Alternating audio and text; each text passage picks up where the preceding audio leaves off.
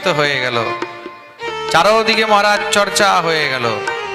দেবানামচ্যুত যথা, দেবতাদের মধ্যে একমাত্র ভগবান শ্রী হরি হলেন শ্রেষ্ঠ। মনে রাখবে, তস্মাৎ ভারত সর্বাত্মা ভগবান ঈশ্বর হরি, শ্রোতব্য কীর্তিতব্যশ্চ স্মর্তব্য স্বেচ্ছতা ভয়ম। তার জন্য যত পারবে তত হরি ভজন করবে, কৃষ্ণ ভজন করবে, গোবিন্দের গুণগান করবে। কেন কৃষ্ণ ভজন থেকে, হরি ভজন থেকে শ্রেষ্ঠ আর সংসারে দ্বিতীয় কিছু নেই। তার জন্যই আমাদের বৈষ্ণবগণ বারবার বলেছেন, কৃষ্ণ ভজ, কৃষ্ণ কহ, কৃষ্ণেরই গুণ গাও। একমেব হরেস্তত্র কারণম পাদসেবনম। একমাত্র এই সংসারে যদি পূজনীয় কেউ আছে, ভজনীয় কেউ আছে, স্মরণীয় কেউ আছে, চিন্তনীয় কেউ আছে, তিনি হলেন স্বয়ং ভগবান শ্রী কৃষ্ণ। ভগবান শ্রীকৃষ্ণ থেকে শ্রেষ্ঠ আর দ্বিতীয় কেউ নেই। তাহলে ভগবান শ্রীকৃষ্ণের প্রিয়কে, ভগবান শ্রীকৃষ্ণ তো সবার শ্রেষ্ঠ, তো ভগবানেরও তো প্রিয়জন আছে কেউ? ভগবানের প্রিয়জনকে খুব মন দিয়ে শুনবে। ভগবানের প্রিয়জন হলেন একমাত্র ভগবানের ভক্ত। ভগবানের প্রিয়জনকে একমাত্র ভক্ত, ভক্তই হলেন ভগবানের প্রিয়। ভগবান বলছেন, অহম ভক্ত পরাধীন ইয়স্বতন্ত্র এব দ্বিজঃ সাধুভির্গ্রস্ত হৃদয় ভক্তৈর ভক্ত জনপ্রিয়ঃ। অহম ভক্ত পরাধীন ইয়স্বতন্ত্র এব দ্বিজঃ। ভগবান বলছেন, আমি হলাম ভক্তের দাস, আমি হলাম ভক্তের অধীন। ভগবানের একমাত্র প্রিয় হলো ভক্ত। ভগবানের একমাত্র প্রিয়কে ভক্ত। যারা ভগবানের সবসময় শরণাগতি নিয়ে রেখেছেন তারা হলেন ভগবানের প্রিয়। মন দিয়ে শুনবে কিন্তু, ভগবানের প্রিয় হলো ভগবানের ভক্ত। আর সেই ভক্তের মধ্যে শ্রেষ্ঠ হলেন কে? দেবাদিদেব মহাদেব। তো মহাদেবের অবতার হলেন শ্রী হনুমানজি। হনুমানজি কার অবতার? মহাদেবের অবতার। তা ভগবানের যেমন মহাদেব প্রিয়, তেমনি হনুমান প্রিয়। আর তেমনি হলেন আরেকজন প্রিয়, সেটা হলো ভগবানের বাঁশি। আরেকজন প্রিয়কে ভগবানের, জোরে বলো, বাঁশি। বংশী বিভূষিত করা নবনীরদাভা পীতাম্বরাদরুণ বিম্ব ফলাধরোষ্ঠ পূর্ণেন্দু সুন্দর মুখারবিন্দ নেত্রা কৃষ্ণাৎ পরম কিমপি তত্ত্বমহং ন জানে। ভগবানের প্রিয় আরেক হলো বংশী। আর বংশী এতটাই প্রিয় যে ভগবান কোনো সময় তাকে ছাড়েন না, সব সময় তাকে কাছে লাগেন, সব সময় ভগবানের কাছে থাকে। কর্ষণ বেণু রণের গোপী, সবসময় যার কাছে বংশী থাকে, ঠোঁটে লেগে থাকে। আরো কোথায় লেগে থাকে? যেটা বলো, ঠোঁটে। ভগবানের অধরামৃত পান করছে। তাহলে এই বংশীটা কে? এই বাঁশিটা কে? বাঁশিটা কে জানো? বলবো? জানতে চাও? কে কে জানতে চাও? একটু হাত তুলো তো দেখি সবাই। তাহলে প্রেম সে বলো, জোর সে বলো, আরো জোরে, আরো জোরে। পিছনে যারা আছে দোনো হাত তুলে জয় জয় শ্রী রাধে। খুব মন দিয়ে শুনবেন, এই বংশীকে কৃষ্ণস্য প্রীতি করা ইয়স্যাৎ রুদ্রস্তু বংশী স্বয়ং।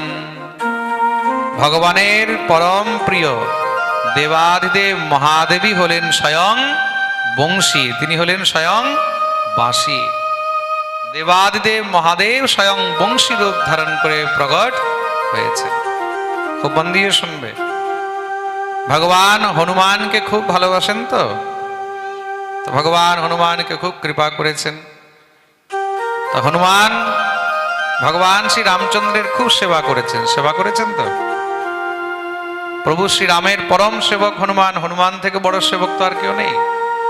তো ভগবানের খুব সেবা করেছেন। তো ভগবান হনুমানকে বলছেন, হনুমান তুমি তো আমার খুব সেবা করলে, এবার আমিও একটু তোমার সেবা করি।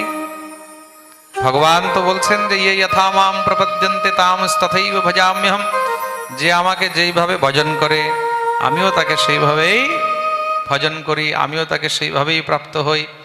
তা তুমি আমার অনেক সেবা করলে, এবার আমারও ইচ্ছা হচ্ছে আমিও তোমার একটু সেবা করি। হনুমান বলছেন, কি বলছেন প্রভু, আমি আপনার দাস, আমি আপনার সেবক, আমি আপনার ভৃত্য, আপনি আমার সেবা করবেন? সেটা কি করে সম্ভব? কখনো নয়। ভগবান বললেন, কিন্তু আমার যে খুব ইচ্ছা হচ্ছে, তোমাকে আমি খুব ভালোবাসি, তোমাকে আমি সব সময় নিজের কাছে রাখতে চাই, আমিও তোমার সেবা করতে চাই। হনুমান বললেন, প্রভু ঠিক আছে, আপনার যদি তাই ইচ্ছা হয় তাহলে প্রভু এই জন্মে তো সম্ভব নয়, আর অন্য কোনো জন্মে আপনি যদি চান তাহলে সেটা সম্ভব হতে পারে, তাহলে আপনিই বলুন।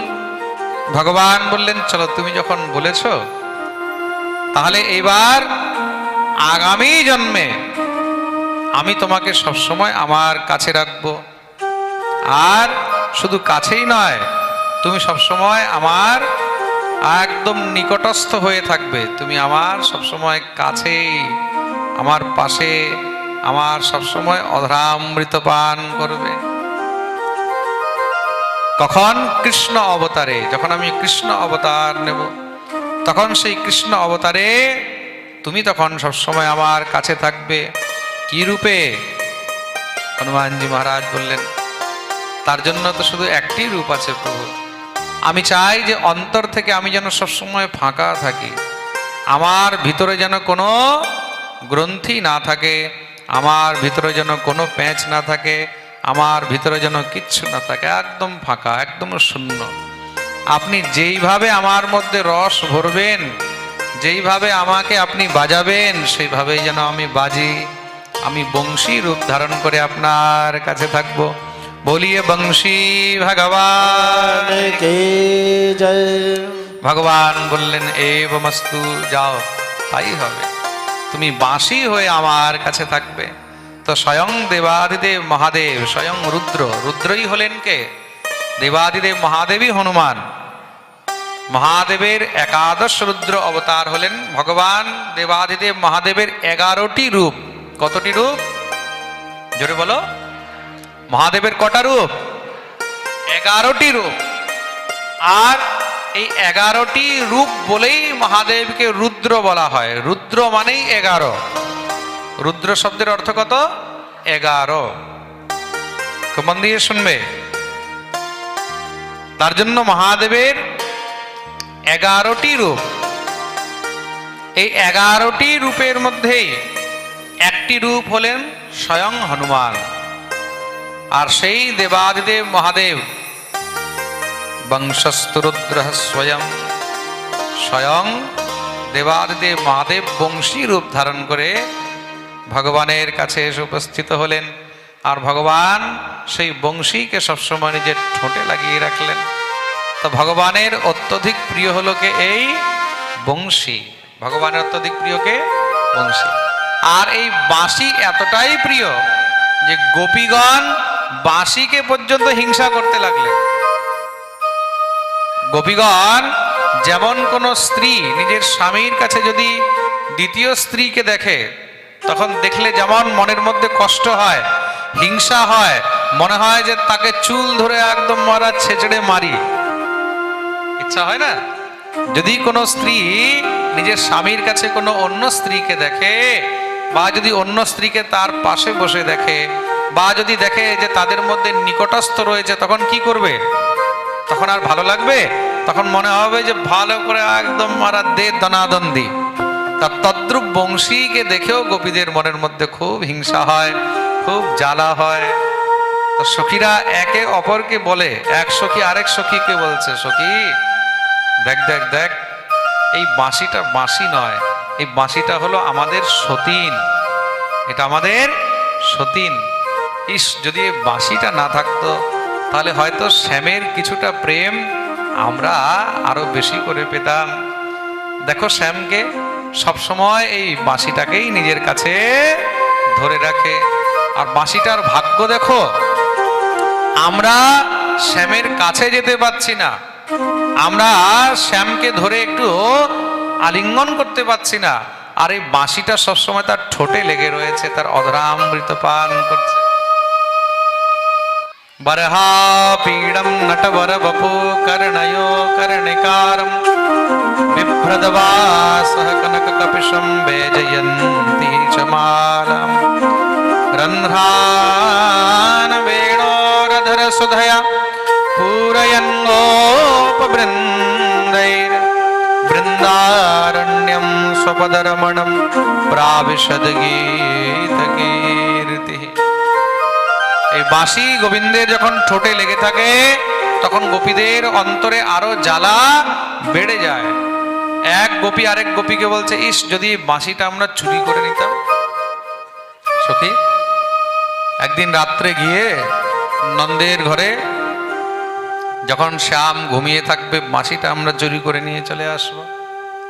এক সখী বলছে, বাঁশি চুরি করে আনলে কি হবে? চুরি করে আনলে আরেকটা নতুন বাঁশি নিয়ে চলে আসবে, তখন কি করবি? তখন আরেক সখী বলছে, দেখ, তুই যদি বাঁশি চুরিও করে আনিস, সে আবার বাঁশি বানিয়ে নেবে, আবার বাঁশি বানিয়ে নেবে, আবার বাঁশি বানিয়ে নেবে, কতটা চুরি করবি? তখন সখীরা সবাই মিলে বলছে, ভগবান করুক আগ লাগে ইন বাসন মে জিন বাসন সো বনি বাঁশুরি। ভগবান করুক যেন সব বাঁশগুলোর মধ্যে আগুন লেগে যাক। আগুন লাগলে কি হবে? সব জ্বলে ছাই হয়ে যাবে। সংসারে যদি বাঁশি না থাকে তাহলে আর বাঁশি হবে না। আর যদি বাঁশি না হয় তখন একটু হলেও তো শ্যাম আমাদের দিকে তাকাবে। শ্যাম বাঁশিকে ভুলে গিয়ে তখন আমাদের কথা মনে করবে। জীবনের মধ্যে প্রেমের উপলব্ধি কখন? আপনি কারোর কাছে নেই, কিন্তু আপনার প্রতি তার অন্তরে অতটাই প্রেম রয়েছে, আপনি কাছে না থাকলেও সবসময় সে আপনাকে চিন্তন করে। এটাই হলো বাস্তবিক প্রেমের উপলব্ধি। খুব মন দিয়ে শুনবেন। কেউ দূর থেকে 10 কিলোমিটার 20 কিলোমিটার নয়, 1000 কিলোমিটার দূরে থেকেও, হাজারো হাজার কিলোমিটার দূরে থেকেও যদি আপনাকে চিন্তন করে, যদি আপনার কথা ভাবে, যদি আপনাকে নিয়ে কোনো সময় স্মরণ করে, তাহলে বুঝবেন যে বাস্তবে আপনি প্রেমের উপলব্ধি করতে পেরেছেন। নিশ্চয়ই তার হৃদয়ে আপনি কিছুটা জায়গা তৈরি করতে পেরেছেন। কার হৃদয়ে নিজের জন্য জায়গা তৈরি করা, এটাই হলো কিন্তু প্রেমের উপলব্ধি, প্রেমের প্রতিপূর্তি। প্রেম সে বলো। কার শরীরকে পাওয়া, কার দেহকে পাওয়া, কাউকে বিবাহ করে নেওয়াটা প্রেম নয়। খুব মন দিয়ে শুনবে। হয়তো বিবাহ হয়ে গেছে, তার শরীরটাকে পেল, তার দেহটাকে পেল, কিন্তু অন্তরে তার প্রতি কোনো প্রেম নেই, তাহলে সেখানে কিন্তু প্রেমের উপলব্ধি নেই। তা বস্তুত প্রেমের উপলব্ধি কোথায়? প্রেমের উপলব্ধি সেই জায়গায় যেখানে কার হৃদয়ে তুমি তোমার জন্য জায়গা বানাতে পারলে। তোমার জায়গা যদি কার হৃদয়ে হয়েছে, তার মানে তুমি বাস্তবিক জীবনে প্রেমের উপলব্ধি করতে পেরেছো, তার মানে তুমি কিছু ভালো করতে পেরেছো। প্রেম সে বলো, जोर से बोलो, बोलिए भक्तवत्सल भगवान की जय। তা গোপীরা বলছেন যে বাঁশগুলোর মধ্যে যদি আগুন লেগে যায় তাহলে সব বাঁশই শেষ হয়ে যাবে, আর বাঁশি হবে না। এক সখী বলছে, দেখ, বড় বাপের বেটা তো, যদি বাঁশ না থাকে তাহলে সোনার বাঁশি বানিয়ে নেবে। বাঁশ না থাকলে সোনার বাঁশি বানিয়ে নেবে। তাহলে হে সখী, গোবিন্দকে কি করে পাওয়া যায়, শ্যামকে কি করে পাওয়া যায়? বলে শ্যামকে যদি পেতে হয় তাহলে যত পারবে তত শ্যামের গুণগান করবে, শ্যামের চিন্তন করবে, সবসময় শ্যামকে স্মরণ করবে, আর শ্যামকে প্রতিরূপে পাওয়ার চেষ্টা করবে। তা গোপীগণ গোবিন্দের এতটা চিন্তন করেছেন, চিন্তয়ন্নিতি গোবিন্দ স্মারয়ামাস মাধব। সকালে উঠতে গোবিন্দ, খেতে গোবিন্দ, চলতে গোবিন্দ, শুতে গোবিন্দ, কাজ করতে করতে গোবিন্দ। তারা দধি মন্থন করছেন, দধি মন্থন করতে করতেও গোবিন্দের গুণগান করেন, গোবিন্দের কথা বলেন, গোবিন্দের চিন্তা। তারা রান্না করছেন, রান্না করতে করতেও তারা কিন্তু গোবিন্দের গুণগান করছেন। তারা গরুর দুধ দোয়াচ্ছে, দুধ দোয়াতে দোয়াতেও কিন্তু গোবিন্দের গুণগান। প্রত্যেকটি মহারাজ মুহূর্তে তারা কৃষ্ণ ছাড়া আর অন্য কোনো চিন্তনই করেন না, সবসময় শুধু গোবিন্দ গোবিন্দ গোবিন্দ। এই যে কৃষ্ণের প্রতি তাদের প্রেম, তার জন্যই ভগবান গোপীদেরকে বলেছেন, না পারয়েহম নিরবধ্য সংযোজাম স্বসাধু কৃত্যাং। আমি তোমাদের এই ঋণ কোনোদিন শোধ করতে পারবো না। তার জন্য সংসারের সব প্রেমের মধ্যে গোপী প্রেমকেই শ্রেষ্ঠ প্রেম বলা হয়েছে। ভগবানের যত প্রিয়জন রয়েছে, সেই সমস্ত প্রিয়জনের মধ্যে সর্বশ্রেষ্ঠ প্রিয় হলো গোপিকাগণ। সর্বশ্রেষ্ঠ প্রিয়কে জোরে বলো, গোপিকাগণ, ব্রজগোপী। আর সেই ব্রজগোপীদের মধ্যেও ভগবানের অত্যধিক প্রিয়কে, তাদের মধ্যেও শ্রেষ্ঠকে। ভগবানের ব্রজগোপীগণ অত্যন্ত প্রিয়, আর ব্রজগোপীদের মধ্যে অত্যন্ত শ্রেষ্ঠকে, অত্যন্ত প্রিয়কে, তিনি হলেন শ্রীমতী রাধারানী। শ্রী রাধারানী এমন, যিনি গোবিন্দের হৃদয়ের মধ্যে নিজের জায়গা তৈরি করে নিয়েছেন। ভগবান দ্বারকায় আছেন, আর দ্বারকায় থেকে সেখানেও কিন্তু ভগবান 16,108 মহিষী, 16,108 যার রানী, একটা দুটো নয়। আর 16,108 রানীর মধ্যে প্রত্যেকটি রানী কিন্তু মহারাজ স্বয়ং ভগবতী। প্রত্যেকটি রানী কিন্তু পরমা সুন্দরী, পরম রূপবতী, পরম গুণবতী। কিন্তু তৎমধ্যেও ভগবান সবসময় শুধু রাধা নাম গাইছেন, সবসময় শুধু রাধা রাধা রাধা রাধা করছেন। রাধা রাধা রাধা রাধা, সবসময় শুধু রাধা রাধা গাইছেন। রাধা রাধা রাধা রাধা রাধা রাধা। ভগবানের সবসময় মুখে শুধু রাধা, সবসময় জিহ্বার মধ্যে রাধা নাম লেগে রয়েছে। ভগবতী রুক্মিণী, সত্যভামা, মিত্রবৃন্দা, কালিন্দী, জাম্ববতী সবাই সবসময় দেখে যে দ্বারকাধীশের মুখে, শ্যামসুন্দরের মুখে, গোবিন্দের মুখে সবসময় রাধা রাধা রাধা। যখনই কোনো কথা হয়, কথার মধ্যেই রাধারানী হলে এটা এমন হতো, রাধারানী হলে এটা এইভাবে করতো, রাধারানী হলে এটা করতো। ভগবান শুয়ে রয়েছেন, ঘুমের মধ্যেও ভগবান রাধা রাধা রাধা, সবসময় তার মুখের মধ্যে রাধা নাম। রাধা সাধ্যম সাধনম ইয়স্য রাধা, মন্ত্র রাধা মন্ত্রদাত্রী চ রাধা। রাধা সর্বম জীবনম ইয়স্য রাধা, রাধা রাধা বাচকিম তস্য শেষম। সবসময় তিনি রাধা রাধা রাধা রাধা রাধা রাধা গুণগান করছেন। একবার রানীগণ প্রভুকে বললেন, একটি কথা বলবো ঠাকুর। ভগবান বললেন, বলো। আমরা সবাই আপনার এত সেবা করি, দিন রাত আপনার সেবা করি, আপনার এত যত্ন রাখি, আপনাকে নিয়ে আমরা সবসময় ভাবতে থাকি, চিন্তন করতে থাকি। আমাদের সেবার মধ্যে কি কোনো ত্রুটি আছে? ভগবতী রুক্মিণী বলছেন, ভগবতী সত্যভামা বলছেন, প্রভু আমাদের সেবার মধ্যে কি কোনো ত্রুটি আছে বলুন। ভগবান বললেন, কেন হঠাৎ করে? বলে, না না বলুন না, আমাদের সেবার মধ্যে কি কোনো ত্রুটি আছে? ভগবান বললেন, না গো, তোমাদের সেবার মধ্যে কোনো ত্রুটি নেই। বলে, কিঞ্চিত, কোনো অল্প স্বল্প কোনো প্রকারের কি কোনো ত্রুটি আছে? ভগবান বললেন, কিঞ্চিত ত্রুটি নেই, কোনো প্রকারের ত্রুটি নেই।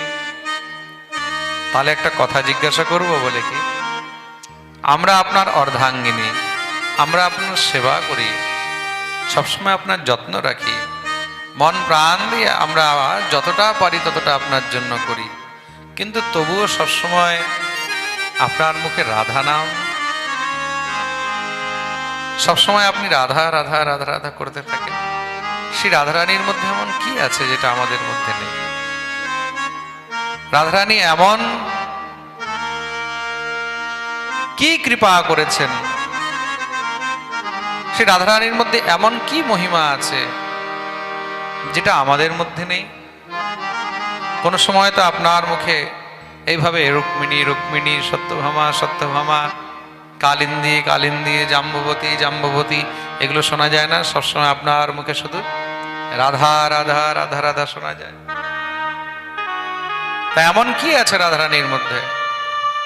ভগবান হাসতে লাগলেন। ভগবান মাথাটা নিচে করে বসে আছেন আর ভগবান হাসছেন। ভগবতী সত্যভামা বললেন, প্রভু আপনি হাসছেন কেন?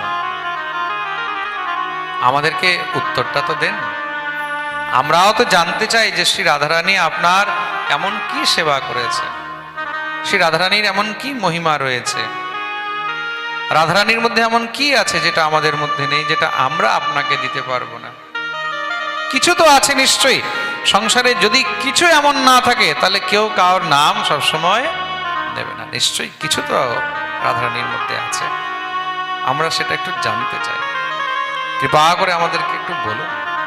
ভগবান আবার হাসছেন, বলুন না। ভগবান বললেন, সময় আসুক, তোমরা একটু প্রতীক্ষা করো, সময় আসলে নিশ্চয়ই আমি তোমাদেরকে বলবো যে রাধারানীর মহিমা কি, রাধারানীর কাছে কি আছে, আমি তাকে কেন ভুলতে পারি না, সব সময় কেন আমি রাধা রাধা রাধা রাধা করতে থাকি। শ্রী রাধায়া প্রণয় মহিমা কীদৃশো বা নয়ৈবা স্বাদ্যো येनाद्भूत মধুরিমা কীদৃশো বা মদীয়ঃ। রাধারানীর কি মহিমা, রাধারানীর মধ্যে এমন কি রয়েছে, রাধা নামের মধ্যে কি রয়েছে, সেটা নিশ্চয়ই সময় আসলে আমি তোমাদেরকে অবশ্যই বলবো। এখন ভগবানের পত্নীগণ, অর্ধাঙ্গিনীগণ, মহিষীগণ তারা সব প্রতীক্ষায় রয়েছে, ভগবান কবে বলবে, ভগবান কবে বলবে, ভগবান কবে। একদিন কি হয়েছে, হঠাৎ করে ভগবান উঠতে দেরি হয়ে গেছেন। কি হলো, ভগবান এখনো উঠছেন না, সবাই চিন্তিত হয়ে গেল।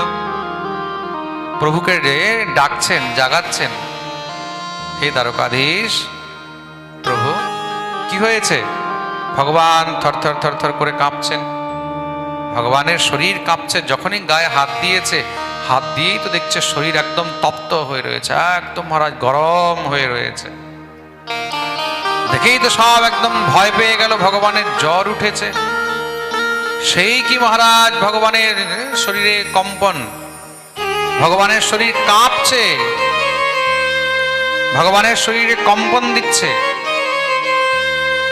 একদম মহারাজ জ্বরে থরথর করছেন ভগবান।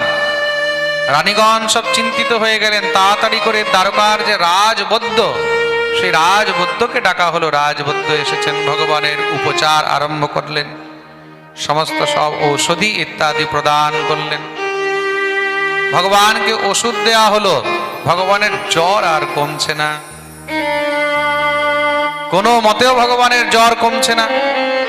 আরো মহারাজ বৈদ্যদেরকে ডাকা হলো, আরো বড় বড় চিকিৎসকদেরকে ডাকা হলো, সবাই আসছে, যে যত পারছে তত মহারাজ আলাদা আলাদা ওষুধ দিচ্ছেন।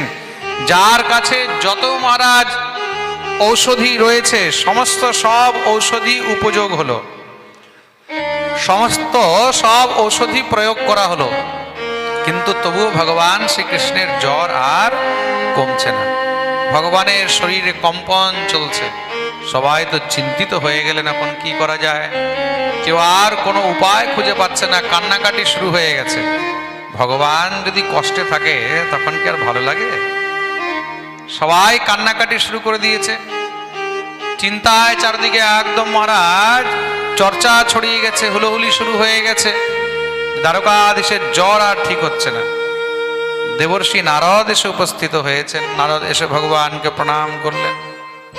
প্রভু, কি হয়েছে? ভগবান ঠিক করে কথাও বলতে পারছেন না। ভগবান নারদের দিকে তাকিয়ে আছেন। নারদ বললেন, প্রভু, আপনার জ্বর হবে আর সেই জ্বর ঠিক হবে না, এই লীলা তো কিছু বুঝলাম না আমি। এটা আবার কোন লীলা? প্রভু, আপনি নিজেই তো সমস্ত জগতের মালিক, জ্বর তো আপনার অধীন, আপনি তো জ্বরের অধীন নন। আপনি অসুস্থ হবেন এটা তো সম্ভবই নয়। নিশ্চয়ই এটার মধ্যে কিছু না কিছু তো গূঢ় রহস্য, গূঢ় নীলা আছে। ভগবান দেবর্ষি নারদের দিকে তাকিয়ে বললেন, নারদ, আমার এই জ্বর অত সহজে ঠিক হবে না। তাহলে ভগবান বললেন, আমার কোনো প্রিয়জন যে আমাকে অত্যন্ত ভালোবাসে, এই সংসারের মধ্যে যার সর্বস্ব আমি, এমন কোনো আমার প্রিয়জন যদি নিজের চরণ ধুয়ে সেই জল আমাকে দেয়, সেই জল যদি আমার মুখে পড়ে, তখন সেই চরণ জলেই কিন্তু আমার এই ব্যাধি, আমার এই জ্বর শান্ত হবে। নারদ, তুমি তো এই সংসারের মধ্যে আমার সব থেকে বড় প্রিয়জন, তোমার থেকে বড় প্রিয়জন আর কে হবে? তুমি তো সবসময় শুধু আমার নাম গাইতে থাকো। একটা কাজ করবে, তুমি কি তোমার চরণজল আমাকে দেবে? নারদ তো শুনেই মহারাজ ঝরঝর করে কাঁদতে লেগেছে, প্রভুর চরণে পড়ে গেছে। প্রভু, কি বলছেন আপনি? ছি ছি ছি, আমার চরণজল আমি আপনার মুখে দেব? এটা কি করে সম্ভব? তার আগে আমি নিজের দেহত্যাগ করে দেব, মরে যাব, কিন্তু আমার চরণজল আপনাকে তো কখনো দিতে পারবো না। ভগবান বলছেন, ঠিক আছে, তুমি যদি না দিতে পারো, তাহলে আমার এমন কোনো প্রিয়জন সে যদি আমাকে দেয়, একটু খুঁজে দেখো। দেবর্ষি নারদ সমস্ত সব রানীদেরকে ডাকলেন। সব রানীরা এসে উপস্থিত হলো। দেবর্ষি নারদ বললেন, দ্বারকাধীশের ব্যাধির ওষুধ পাওয়া গেছে, তিনি ঠিক হয়ে যাবে, কিন্তু সেই ওষুধ কি? বলে কি, দ্বারকাধীশের জ্বর, দ্বারকাধীশের ব্যাধি ঠিক হবে, তার ওষুধ শুধু একটি। তার কোনো প্রিয়জন যদি নিজের চরণ ধোয়া জল, চরণ ধৌত জল নিয়ে তার মুখে অর্পণ করে ভগবান যদি সেটা পান করেন, তবেই গিয়ে কিন্তু প্রভুর এই ব্যাধি শান্ত হবে, প্রভুর এই জ্বর উপশম হবে। তা আপনারা তো ভগবানের অর্ধাঙ্গিনী, আপনারা তো ভগবানের স্ত্রী, আর স্ত্রী থেকে বড় এই সংসারের মধ্যে প্রিয়জন, আপনজন আর কে হবে? তাহলে আপনাদের মধ্যে যারা যারা গোবিন্দকে ভালোবাসেন, যারা যারা গোবিন্দকে প্রীতি করেন, যাদের প্রাণ গোবিন্দ, তারা এগিয়ে আসুন আর এসে নিজের চরণজল দেন। শুনেই তো সব রানীগণ একদম পিছনে সরে গেল। ছি ছি ছি, কি বলছেন দেবর্ষি? স্বয়ং গোবিন্দকে আমরা নিজের চরণজল দেব? তার আগে আমাদের প্রাণ বেরিয়ে যাক, আমরা মরে যাই তাও ঠিক আছে, কিন্তু গোবিন্দের মুখে আমরা নিজের চরণজল কখনো দিতে পারবো না। আমরা নরকে যাব? হ্যাঁ, স্বামীর মুখে কখনো স্ত্রী নিজের চরণজল দেয়? গুরুর মুখে কখনো শিষ্য নিজের চরণজল দেয়? ভগবানের মুখে কখনো ভক্ত নিজের চরণজল দেয়? আমরা তো নরকে স্থান পাবো না। আমরা এই কাজ করতে পারবো না। দেবর্ষি নারদ সবার কাছে মহারাজ এক এক করে বললেন, কেউ রাজি হলো না। ভগবানের অত্যন্ত প্রিয় সখা, অত্যন্ত প্রিয়জন হলেন উদ্ধব। নারদ উদ্ধবের কাছে গেলেন, হে উদ্ধবজি মহারাজ, প্রভুর জ্বর একমাত্র একটি ওষুধেই শান্ত হবে। কি? তুমি তো ভগবানের প্রিয়জন, তুমি যদি নিজের চরণ ধুয়ে সেই জল গোবিন্দের জন্য দাও, গোবিন্দ সেই জল পান করলে সুস্থ হয়ে যাবে। উদ্ধব তো শুনেই একদম আছাড় খেয়ে মাটিতে পড়ে গেছে। কি বলছেন দেবর্ষি? আমি আমার গোবিন্দকে, আমার প্রাণনাথকে নিজের চরণ ধোয়া জল দেবো? ছি ছি ছি ছি। তার থেকে আগে আমি নিজের দেহত্যাগ করে দিয়ে আমি মরে যাই, সেটাই ভালো। কিন্তু আমি নিজের চরণ জল গোবিন্দকে দিতে পারবো না। দেবর্ষি নারদ মাতা পিতার কাছে গেলেন। খুব মন দিয়ে শুনবে, দেবকী বসুদেবের কাছে গেছেন। দেবকী বসুদেবও মানা করে দিলেন যে না না না, আমরা নিজের চরণ জল এইভাবে তার জন্য দিতে পারি না। কেন? সবার ভিতরে ভয় রয়েছে, দ্বারকাধীশকে কে চরণ জল দেবে। দেবর্ষি নারদ ফিরে আসলেন, প্রভু কেউ তো রাজি নয়, কেউ নিজের চরণ জল আপনার মুখের মধ্যে দেবে না। ভগবান বললেন, কার কার কাছে গেছো? বলে আমি সমস্ত সব রানীদের কাছে গেছি। আর বলে উদ্ধবের কাছে গেছি। বলে আর? বলে মাতা পিতার কাছে গেছি। ভগবান বললেন, তুমি বৃন্দাবনে গেছো? তুমি সব জায়গায় তো গেলে, কিন্তু তুমি বৃন্দাবন তো যাওনি। বলে না। যাও তুমি একবার বৃন্দাবনে, আর বৃন্দাবনে গিয়ে সেখানে তুমি চাইবে, দেখবে তুমি নিশ্চয়ই সেখানে অবশ্যই পাবে। বৃন্দাবনে কেউ না কেউ তো হবে যে আমার জন্য নিজের চরণ জল দেবে। দেবর্ষি নারদ ভগবানকে প্রণাম করে বেরোচ্ছেন। সব রানীগণ নারদকে বললেন, দেবর্ষি আপনি বৃন্দাবনে যাচ্ছেন, আমরা ভগবানের স্ত্রী হয়ে ভগবানকে চরণ জল দিলাম না। ভগবানের সখা স্বয়ং উদ্ধব তিনি দিলেন না, মাতা পিতা দিলেন না, বৃন্দাবনে সেখান থেকে কে দিতে যাবে? ওই সব রাখাল বালকরা, ওই গোপ গোয়ালা গোপীরা, তারা কি আর দ্বারকাধীশের জন্য নিজের চরণ জল দেবে? আপনি বৃথা যাচ্ছেন, সেখানে আপনি পাবেন না। দেবর্ষি নারদ বললেন, প্রভু আদেশ করেছেন, তাহলে একবার যাই বৃন্দাবনে, ঘুরে আসি, যদি সেখানে আমি কিছু পাই। কেন? আমাদের ঠাকুর যদি কষ্টে থাকে, তাহলে এর থেকে বড় কষ্ট আর কিছু নেই। চলে আসলেন বৃন্দাবনে। বলিয়ে বৃন্দাবন ধাম কি জয়। শ্রীধাম বৃন্দাবনে এসে উপস্থিত হয়েছেন। শ্রীধাম বৃন্দাবনে এসে মহারাজ সেখানে ব্রজবাসীদেরকে ভগবানের এই ব্যাধির কথা বললেন। ভগবানের জ্বর হয়েছে, সবাই খবর পেল, শুনি তো সবাই দুঃখী হয়ে গেছে। আর ঠাকুরের জ্বর কি করে ঠিক হবে? বলে কেউ যদি নিজের চরণ জল করে গোবিন্দের জন্য দেয়, তবেই কিন্তু গিয়ে গোবিন্দের জ্বর ঠিক হবে, শান্ত হয়। ব্রজবাসীরাও সব ভয় পেয়ে গেলেন। কি বলছেন দেবর্ষি? আমাদের চরণ জল আমরা আমাদের প্রাণ গোবিন্দের মুখে দেব? আমাদের পা ধোয়া জল? না না না, এটা কখনোই সম্ভব নয়। এত মহাপাপ হবে, নরকে যাব। দেবর্ষি নারদ গেলেন এবার গোপীদের কাছে। সমস্ত গোপীদের কাছে গিয়ে মহারাজ দেবর্ষি নারদ সেখানে যাচনা করলেন। বলে, দেবী তোমরা তো গোবিন্দের অত্যন্ত প্রিয়জন। ভগবানের একটি নাম হলো গোপীনাথ। একটি নাম কি? জোরে বলো। গোপীনাথ, গোপীকান্ত।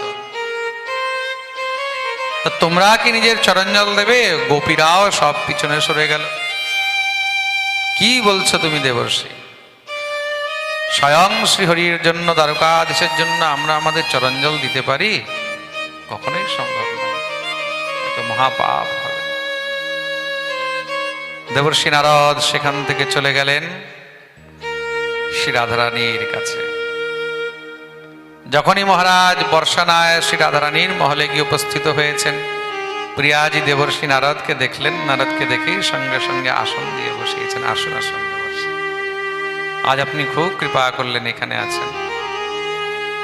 আজ হঠাৎ করে এদিকে আপনি দর্শন দিলেন।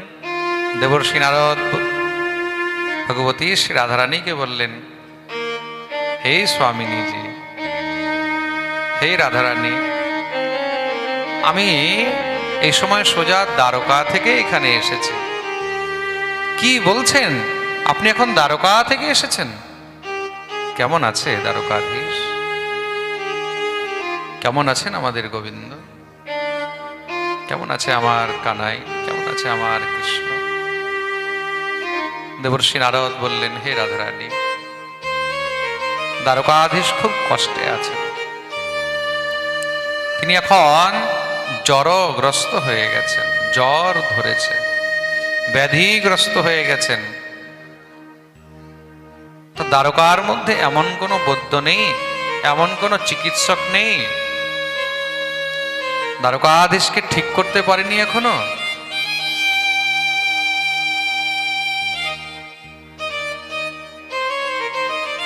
এখনো পর্যন্ত কিছু ঠিক করতে পারেননি? বলে চেষ্টা তো খুব করা হয়েছে, বড় বড় যত বৈদ্য আছে, যত বড় বড় চিকিৎসক আছে, সবাই এসে উপস্থিত হয়েছে, কিন্তু তবুও ঠিক করা যায়নি। শ্রী রাধারানী শুনেই তো একদম সেখানেই মাটিতে বসে গেলেন। তাহলে এখন কি হবে? আমার গোবিন্দ কি করে ঠিক হবে? আমার শ্যাম কি করে ঠিক হবে? বলে, হে রাধারানী, একটি উপায় আছে। দ্বারকাধীশ বলেছেন, তার কোনো প্রিয়জন, তার কোনো আপনজন, কোনো ভক্ত, কোনো প্রেমী, সে যদি নিজের চরণজল গোবিন্দের জন্য দেয়, সেই চরণজল পান করলে একমাত্র তিনি ঠিক হবেন। কি বলছেন দেবর্ষি? বলে, হ্যাঁ, আমি ঠিক বলছি। তা কেউ কি এখনো পর্যন্ত দেয়নি? হে রাধারানী, আমি সবার কাছে গেছি, কিন্তু কেউ গোবিন্দের জন্য নিজের চরণজল দেয়নি। দেবর্ষি, আপনার অন্তরে কি কিঞ্চিত কষ্ট হলো না? আপনি এত জায়গা ঘুরলেন, এই ঘুরতে ঘুরতে কতটা সময় নষ্ট হলো, আর আমার গোবিন্দ কত কষ্ট পাচ্ছে। আপনি আমার কাছে দৌড়ে আসতে পারেননি? আপনি আমার কাছে আসতেন, যদি আমার চরণজল দিয়ে আমার গোবিন্দ ঠিক হয়, তাহলে আমাকে যদি নরকেও যেতে হয়, আমার যদি প্রাণও চলে যায়, আমার যদি কোনো অপরাধ হয়, আমি সব মাথায় নিলাম, কিন্তু আমার চরণজল তুমি আমার গোবিন্দের জন্য নিয়ে যাও। আমার গোবিন্দ যেন সুস্থ হয়, আমার গোবিন্দ যেন ভালো থাকে। বলিয়ে ভক্তবৎসল ভগবান কি জয়। যদি আমার অপরাধ হয়, পাপ হয়, যদি নরকেও যেতে হয়, তবু আমি যাব, কিন্তু আমার চরণজল তুমি আমার শ্যামের জন্য নিয়ে যাও। সঙ্গে সঙ্গে সুপ্রিয়াজি নিজের চরণজল নিয়ে দেবর্ষি নারদকে প্রদান করলেন। দেবর্ষি নারদ সেই চরণজল নিয়ে দৌড়ে গিয়ে দ্বারকায় উপস্থিত হলেন। গিয়ে সেখানে গোবিন্দের মুখে যখনই চরণজল দিয়েছেন, দিতেই তৎক্ষণাৎ গোবিন্দ একদম উঠে সুস্থ হয়ে বসে গেল। দেখি সবাই জয়জয়কার করতে লেগেছেন, বলিয়ে ভক্তবৎসল ভগবান দ্বারকাধীশ কি জয়, শ্রী রাধা রানী জয়। সবাই আশ্চর্য হয়ে গেলেন, গোবিন্দের জন্য নিজের চরণজল কে দিয়েছে? দেবর্ষি নারদ বললেন, জানতে চাও তিনি কে? তিনি হলেন একমাত্র বিশ্বভানুনন্দিনী শ্রী রাধা রানী। গোবিন্দের জন্য যিনি নিজের পাপ, অপরাধ, নরক যাতনা এগুলো কিছু চিন্তন করেননি, সব মাথায় নিয়ে নিজের চরণজল অর্পণ করলেন, তিনি হলেন স্বয়ং শ্রী রাধা রানী। শ্রী রাধা রানী নিজের চরণজল অর্পণ করেছেন। গোবিন্দ সমস্ত সব মহিষীদের দিকে তাকালেন, সবাই সঙ্গে সঙ্গে চোখ নিচে করে গোবিন্দের চরণে বসলেন। ভগবান বললেন, কিছু বুঝতে পেরেছ তোমরা? কিছু বুঝতে পারলে যে রাধারানীর মহিমা কি, রাধারানীর প্রেম কি? সবসময় আমি রাধা রাধা রাধা রাধা কেন বলতে চাই, সবসময় কেন বলতে থাকি এই সংসারের মধ্যে একমাত্র রাধারানী আছে যে নিজের প্রাণ থেকেও বেশি আমাকে ভালোবাসে। আমার জন্য সে নিজের সর্বস্ব সব কিছু শেষ করে দিতে পারে, কিন্তু আমার কষ্ট কখনো দেখতে পারে না। তার জন্যই এই সংসারের মধ্যে রাধার প্রেম হলো সর্বশ্রেষ্ঠ প্রেম। রাধারানীর উপরে গোবিন্দের প্রিয় আর কেউ নেই। বলিয়ে রাধা রানী কি জয়। এই হলো রাধা রানীর মহিমা, রাধারানীর প্রেমের মহিমা। बोलिए भक्तवत्सल भगवान की जय, श्री राधा रानी की जय। এই হলো রাধা রানীর মহিমা, এই হলো রাধা নামের মহিমা। খুব মন দিয়ে শুনবে, রাধা রানীর মহিমা কি? এই মহিমা জানানোর জন্য ভগবান এই দিব্য লীলাটা করলেন। তো ভগবানকে যিনি নিজের চরণ ধুলো, নিজের চরণ জল দিতে পারেন, তিনি হলেন শ্রী রাধা রানী। কৈছন রাধা প্রেমা কৈছন মধুরিমা কৈছন ভাবে তিহুর। তা রাধার প্রেম, রাধার মহিমা এই সংসারের মধ্যে কি সেটা জানার জন্য আর জগৎকে জানাবার জন্যই ভগবান শ্রীকৃষ্ণ রাধা প্রেমকে অঙ্গীকার করে রাধা ভাবকে নিয়ে কলিযুগে গৌর হরি রূপে অবতীর্ণ হলেন। বলিয়ে গৌর হরি ভগবান জয়। রাধারানীর মহিমা এই জিহ্বা দিয়ে কেউ বর্ণন করতে পারে অত সহজ সম্ভব নয়। রাধারানীর কৃপা কি করে পাবে? সবার মনের মধ্যে একটি ইচ্ছা থাকে যে রাধারানীর কৃপা আমরা কি করে পাবো। আচ্ছা, কে কে রাধারানীর কৃপা পেতে চায় একটু বলো তো? সবাই পাক্কা? যারা যারা রাধারানীর কৃপা পেতে চাও একটু হাত তোলো। যাদের হাত উঠবে মনে রাখবে রাধারানী কিন্তু দেখছেন। সবাই তো? তাহলে কি করে কৃপা পাওয়া যাবে জানতে চাও?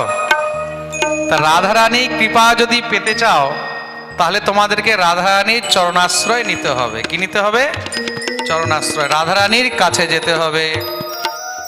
রাধারানীর কাছে মানে বৃন্দাবনে যেতে হবে। কোথায় যেতে হবে? বৃন্দাবন যতক্ষণ যাবে না ততক্ষণ রাধারানীর কৃপা হবে না। আর বৃন্দাবনে নিয়ে কে যাবে? বৃন্দাবনে একমাত্র রাধারানী নিয়ে যাবে। তার জন্য রাধারানীর কাছে প্রার্থনা করবে, রাধারানীকে বারবার বলবে, হে রাধারানী আমরা যেন বৃন্দাবন যেতে পারি। আচ্ছা, এখানে কে কে বৃন্দাবন গেছো একটু হাত তুলো তো দেখি। অনেকে গেছে, আর বাকিরা তোমরা যেতে চাও তো? বৃন্দাবন বারবার যাবে, যতবার পারবে ততবার যাবে। কে কে যেতে চাও? সবাই পাক্কা? তাহলে তো রাধারানীকে প্রার্থনা করতে হবে, আর রাধারানী কৃপা হলেই বৃন্দাবন যাওয়া সম্ভব। তাহলে কি বলবে রাধারানীকে? ও রাধা রানী, ও মহারানী, ও রাধা রানী মহারানী কৃপা করো না। দেখুন, সবাই গাইলে কিন্তু আমি গাইব, ঠিক আছে? এই ভজনটা এখন চারদিকে ফেমাস হয়ে গেছে। সবাই জানে মহারাজজি লেখা ভজন সব একদম ফেমাস হয়ে গেছে, তাই তো? সবাইকে গাইতে হবে আমার সঙ্গে, ঠিক আছে? ও রাধা রানী, ও মহারানী, ও রাধা রানী মহারানী কৃপা করো না, কৃপা করে বৃন্দাবনে নিয়ে চলো না। ও রাধা রানী মহারানী কৃপা করো না, কৃপা করে বৃন্দাবনে নিয়ে চলো না। ও রাধা রানী মহারানী, রাধা রানী মহারানী, রাধা রানী মহারানী কৃপা করো না, কৃপা করে বৃন্দাবনে নিয়ে চলো না। ও রাধা